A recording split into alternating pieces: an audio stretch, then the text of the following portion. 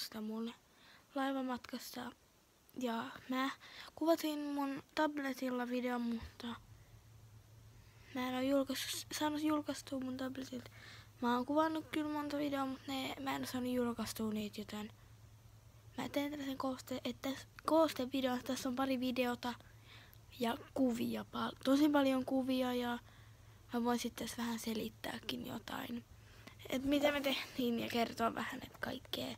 Eli me käytiin siellä siis parissa paikassa ja laivaltakin on kuvia. Eikä katsota, mitäs me tehtiin siellä. Tässä on kuva, kun me oltiin menossa laivaan ja joop. Eli me mentiin sitten suoraan syömään ja meidän laiva oli siis Viking Line Mariella. Ja sitten me mentiin sen syömisen jälkeen ottaa pari maisemakuvaa sieltä yhdestä ikkunasta. Ja totta kai oli pakko syödä TikTokkeja ja vielä kun oli netti, niin katsoa Netflixiä. Sitten vielä tosi myöhään illalla pelattiin jatsia ja syötiin sipsiä ja pidettiin vähän hauskaa siellä. Ja sitten kun päästiin sinne Ruotsin puolelle, niin tuli vähän kaikenlaista Pokemonia, mutta siis en saanut yhtä, mitä mulla ei ollut. Ja sitten kun päästiin Ruotsiin, niin me mentiin lautalla sellaiseen saareen, missä oli eläintarha. Ja siellä oli sitten vähän gorilloja ja apinoja. Sitten siellä oli ihan niinku kotieläinpihassa, eli kanoja ja sitten siellä oli kukko. Sitten siellä oli iso possu, en mä tiedä onko toi sika vai possu. Ja sitten siellä oli pone ja ne vaan seisoi tuolla, ei ne paljon muuta tehnyt. En tiedä mikä eläin, tää on joku sikapäs, ei se sika. Mut siis joo, siellä oli myös lehmiä, 2, en saanut parempaa kuvaa niistä. Sitten sen jälkeen kun oltiin päästy kotiin eläinpihasta, niin mentiin kattoo sutta, siellä me oltiin tosi kauan ja otettiin kuvia. Sitten me mentiin kattoo villisikoja ja siellä oli myös pikkuvillisikoja. Sen jälkeen me nähtiin biisoneita, tai en mä tiedä, mun mielestä noin biisoneita. Sitten me löydettiin vihdoinkin se ilves, mitä me oltiin vähän esitty siellä. Sitten sen jälkeen me nähtiin ihan hieno karhu, se nousi pari kertaa pystyyn ja vähän karju.